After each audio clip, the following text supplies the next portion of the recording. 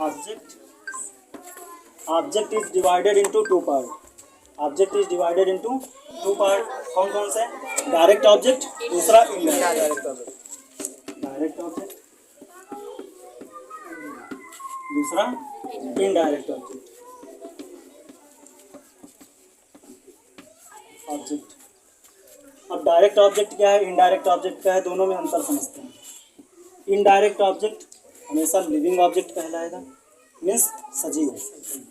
Living कौन सा होगा, यानी सजीव।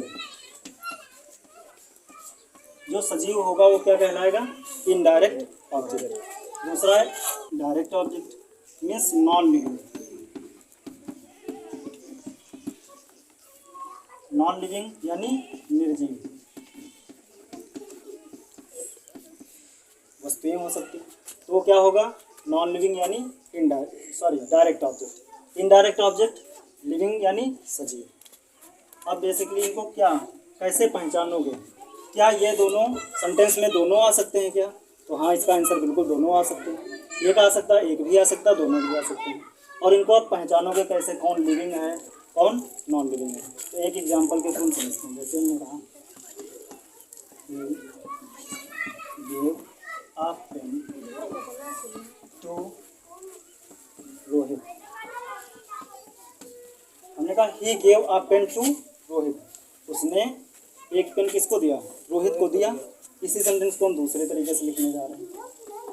ही गेव रोहित अ पेन। ठीक, अब इसमें हमने क्या लिख दिया, he gave Rohit a pen. ध्यान से समझना अंतर आखिर दोनों में क्या है। He gave a pen to Rohit, और इसमें वही चीज़ लिख दिया, he gave Rohit a pen. दोनों का सेम सेम है। अब कौन सा लिविंग ऑब्जेक्ट होगा, कौन सा नॉन लिविंग ऑब्जेक्ट है, दोनों में थोड़ा सा अंतर समझते हैं। अब ये देखो, ये क्या है, वर्ब। ये क्या है, ये क्या है, प्रीपोजिशन। ये क्या है, प्रीपोजिशन। यानी इसके पास वाला जो हो गया, तो ये वर्ब का ऑब्जेक्ट है। ये किसका ऑब्जेक्ट है, ये वर्ब का ऑब्जेक्ट कहलाएगा। और ये क्या किसका ऑब्जेक्ट है, ये है प्रीपोजिशन का ऑब्जेक्ट। ये किसका है, देखो ना, ये प्रीपोजिशन होगी, तो ये प्रीपोजिशन का ऑब्जेक्ट है। और ये किसका ऑब्जेक्ट है, वर्ब का ऑब्जेक्ट। अब जरा एक बात बताओ, आ पेन है, ये क्या, एक पेन क्या है, ये सजीव है कि निर्जीव, बताओ। निर्जीव है ना। तो यहाँ पे क्या कहाँ पे आ गया, इट मीन्स ये क्या है, डायरेक्ट ऑब्जेक्ट। ये हो गया डायरेक्ट ऑब्जेक्ट। और ये क्या हो गया, इनडायरेक्ट ऑब्जेक्ट। रोहित क्या है, सजीव है, लिविंग है ना, तो ये क्या हो गया, इनडायरेक्ट ऑब्जेक्ट। नोट करते हैं हमेशा। अब देखो, अब यहाँ पे देखो, अच्छा क्या इनकी पोजीशन बदल भी सकती है क्या? कुछ हिस्से में क्या ये कहा जाता है कि इनडायरेक्ट ऑब्जेक्ट को आप पहले रख दो और डायरेक्ट ऑब्जेक्ट को बाद में रख दो।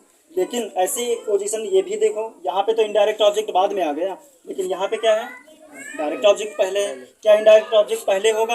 हाँ, तो बिल्कुल इनडायरेक्ट भी ऑब्जेक्ट पहले हो सकता है और डायरेक्ट ऑब्जेक्ट बाद में भी हो सकता है। जैसे यहाँ पे देखो, ये वर्ब है ना, तो वर्ब के पहले ये क्या आ गया, रोहित, यानी ये क्या है, लिविंग।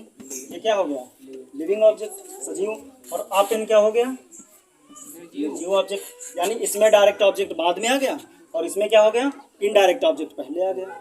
और इसमें क्या था, इसमें देखो डायरेक्ट ऑब्जेक्ट आ गया और इसमें इनडायरेक्ट ऑब्जेक्ट आ गया। तो कंडीशन ये है कि अगर इनडायरेक्ट ऑब्जेक्ट बाद में चला जा रहा है तो इसका कारण क्या है, बाद में क्यों चला जा रहा है? वैसे ही कहा जाता है कि इनडायरेक्ट ऑब्जेक्ट को हमेशा पहले थोड़ा सा रखा जाता है और डायरेक्ट ऑब्जेक्ट बाद में रखो तो ज़्यादा बेहतर माना जाता है। लेकिन क्या अगर हम इनडायरेक्ट ऑब्जेक्ट को बाद में रखें, मीन्स सजीव को हम बाद में रखें, तो इसके लिए हमें कंडीशन कौन कौन सी फुलफिल करनी पड़ेंगी? तो पहली चीज़ तो यानी प्रीपोजिशन कौन कौन से होने चाहिए, टू, फॉर या फ्रॉम। ठीक, अगर ये प्रीपोजिशन आ जा रहे हैं, उसके बाद अगर कोई ऑब्जेक्ट आ रहा है तो यानी वो क्या कहलाएगा, इनडायरेक्ट ऑब्जेक्ट। यानी इसके बाद ही अगर हमको इनडायरेक्ट ऑब्जेक्ट बाद में ले जाना है तो हमको इनसे पहले ये प्रीपोजिशन का यूज करना पड़ेगा। या तो टू का यूज कर लो, या तो फॉर का यूज कर लो, या फ्रॉम का यूज कर लो। तब हम आराम से इधर क्या लिख सकते हैं, रोहित। देखो ना, यहाँ पे हमने टू लगा दिया तो इनडायरेक्ट ऑब्जेक्ट बाद में पहुँच गया। यानी इन सब चीज़ों से हम क्या इनडायरेक्ट ऑब्जेक्ट को ऐसे लिख सकते हैं। तो यहाँ पे क्या हो गया, डायरेक्ट ऑब्जेक्ट पहले था, यहाँ इनडायरेक्ट ऑब्जेक्ट बाद में था। लेकिन इस सेंटेंस में देखो, इनडायरेक्ट ऑब्जेक्ट पहले है और डायरेक्ट ऑब्जेक्ट बाद में। यानी इस तरीके से हम ये कह सकते हैं डायरेक्ट ऑब्जेक्ट और इनडायरेक्ट ऑब्जेक्ट दोनों आ सकते हैं। और कई सारे आ सकते हैं। बस डिपेंड ये करेगा, अगर डायरेक्ट ऑब्जेक्ट पहले आएगा, इनडायरेक्ट अगर ऑब्जेक्ट बाद में आएगा तो उससे पहले क्या लगा होगा, कोई ना कोई प्रपोजिशन इनमें से लगी होगी। तो तुरंत समझ जाना है कि हमें क्या है, इनडायरेक्ट ऑब्जेक्ट बाद में पहुंच गया, वरना क्या डायरेक्ट ऑब्जेक्ट तो पहले लिखा ही है। मीन्स जो चीज़, या एक सिंपल भाषा में ये समझें, जो चीज़ लिविंग होगी वो क्या होगी, इनडायरेक्ट ऑब्जेक्ट होगी। जो चीज़ नॉन लिविंग होगी वो क्या होगी, डायरेक्ट ऑब्जेक्ट। मीन्स जो चीज़ निर्जीव होगी वो डायरेक्ट ऑब्जेक्ट के अंतर्गत आएगी, और जो चीज़ लिविंग मीन्स सजीव होगी वो इनडायरेक्ट ऑब्जेक्ट हो जाएगी। यहाँ तक